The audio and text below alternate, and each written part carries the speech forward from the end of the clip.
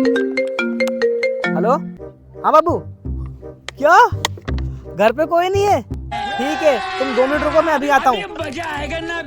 अरे भाया भाया, वो क्या है ना, मेरे गर्लफ्रेंड के घर पे कोई है नहीं, उसने मुझे मिलने के लिए बुलाया है। जब तक आप ये डब्बा रख लोगे क्या? हैं? चल रख लूंगा, पर जल्दी आना। ठीक है भाई साहब।